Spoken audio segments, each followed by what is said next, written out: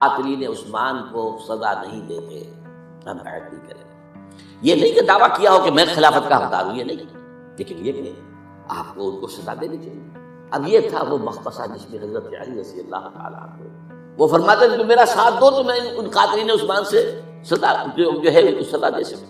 ادھر انہیں پتا تھا کہ میں سرنڈر کرتا ہوں تو مجھے علی تک تو پہنچنے کوئی نہیں دے گا، راستے میں ختم کر دیں گے رضی اللہ تعالیٰ عنہ۔ تو یہ پیچ تھا ایک جو ایسا پڑا۔ اب اس میں جب حضرت معاویہ اور حضرت علی کے مابین فیصلہ کن جنگ ہوئی، جنگ صفین جسے کہتے ہیں، جس میں 70,000 مسلمان ایک دوسرے کی تلواروں، تیروں، نیزوں سے قتل ہوئے۔ اس موقع پر حضرت معاویہ کی طرف سے ایک آفر آئی، قرآن مجید کو نیزے پر اٹھا کر لوگوں نے کہا کہ یہ خون ریزی بند کر دو، ہم قرآن کا فیصلہ ماننے کو تیار ہیں۔ حضرت علی دیکھ رہے تھے کہ یہ اصل میں میری فتح کو شکست سے بدلنے کا پروگرام ہے، تقریباً فتح میری ہو چکی ہے، لیکن یہ جو طبقہ تھا یہ ان کا نہیں، بڑی ٹھیک بات کہہ رہے ہو، مانیے ان کی بات، جنگ بند۔ انہوں نے ہی یہی لوگ تھے جنہوں نے مجبور کیا حضرت علی کو کہ وہ تحکیم پر رضا کریں۔ اس کے بعد تحکیم میں جو معاملہ ہوا، حضرت علی حضرت عبداللہ ابن عباس کو اپنی طرف سے حکم بنانا چاہتے تھے، یہ اڑ گئے نہیں، یہ اکھڑ اڑ جانے والے لوگ، اور یہی اصل قوت ہے، وہاں ساری طاقت کوئی نہیں تھی۔ تو انہوں نے ابو موسیٰ اشعری کو اپنی طرف سے مقرر، وہ بہت نرم ہوا انہیں بنا۔ بہرحال جو بھی بات طے ہوئی، اب تاریخ کی روایتوں میں اختلاف ہو سکتا ہے، کہا یہ جاتا ہے کہ طے تو یہ ہوا تھا حکمین کے مابین، ادھر سے ابو موسیٰ اشعری، ادھر سے عمرو بن العاص رضی اللہ تعالی عنہ، کہ آپ اپنے جو کلائنٹ ہیں حضرت علی، آپ انہیں معزول کر دیجئے، میں معاویہ کو معزول کر دیتا ہوں، پھر جو ہے مسلمان فیصلہ کر لیں کسی اور کی عبادت۔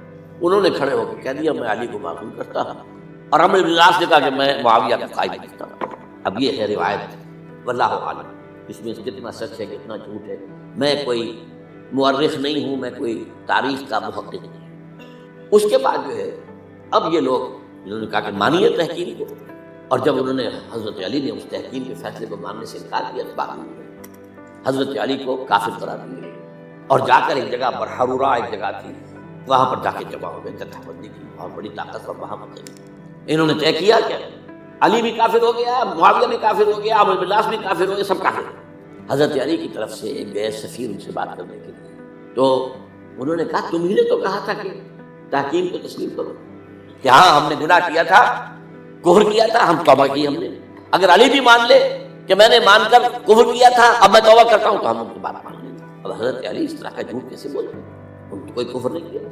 مہاراج انہوں نے پھر بھی نرمی برتی کہ دیکھو اگر تم کوئی خونریزی نہیں کرو گے، فساد نہیں مچاؤ گے تو میں تمہیں کچھ نہیں کروں گا، لیکن وہ اپنی ان شرارتوں سے بات نہیں آئے۔ تو پھر تیسری جو بڑی جنگ ہوئی ہے ان جنگوں میں، جنگ نہروان کہلاتی ہے، حضرت علی کی جنگ خوارج کے ساتھ، جس میں 4000 خارجی جو ہیں ختم ہوئے۔ اور یہ بات اب آپ نوٹ کر لیجیے کہ یہ لوگ جیسا کہ اکھڑ بھی تھے لیکن اپنی بات پر ڈٹ جانے والے تھے، لیکن ساتھ ہی دیندار بھی، نمازی اور روزدار بھی، یہ اس طرح کے لوگ نہیں تھے کہ جو فاسق اور فاجر، بس یہ مزاج کا ایک ہے، جس بات کو بات دل میں بیٹھ گئی اڑ گئی۔ یہ اصل میں انہوں نے پھر فیصلہ کیا کہ اور تو ہمارے بس میں اب کچھ نہیں ہے، ان تینوں کو قتل کر دیں، علی کو بھی اور معاویہ کو بھی اور عمرو بن العاص کو۔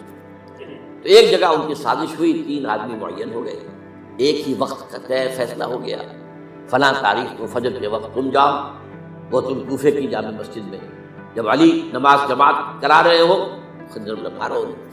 اور یہ اس کا نام ابن ملجم تھا، خارجی، یہ وہی لوگ بنو تمیم کے لوگ۔ دوسرا جو تھا وہ دمشق میں حضرت معاویہ کو قتل کرنے شہید کرنے کے لیے پہنچا۔ تیسرا مصر پہنچ گیا حضرت عمرو بن العاص۔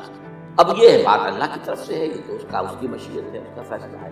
حضرت علی پر وار کارگر ہوا، آپ شہید ہو گئے۔ حضرت معاویہ پر وہ وار ذرا اوچھا پڑا، زخمی تو ہوئے لیکن آپ کی جان بچ گئی۔ عمرو بن العاص اس روز مسجد میں کسی معذوری کی وجہ سے، عذر کی وجہ سے فجر میں آئی نہیں سکتا، لہٰذا حضرت علی کی شہادت ہو گئی۔ اب یہ ہے اصل پس منظر، کن لوگوں نے کیا شہید، اصل میں سمجھنے کی بات ہے، یہ خوارج نے شہید کیا ہے، لیکن خوارج کا فتنہ سبائی فتنے ہی کا آف شوٹ ہے، اسی کے ذیل میں ہے، اسی کی ایک شاخ ہے، اسی کا ایک نتیجہ ہے۔ یہ خوارج جو ہے بعد میں بھی ان کی مسلسل جو ہے وہ جنگیں رہی ہیں۔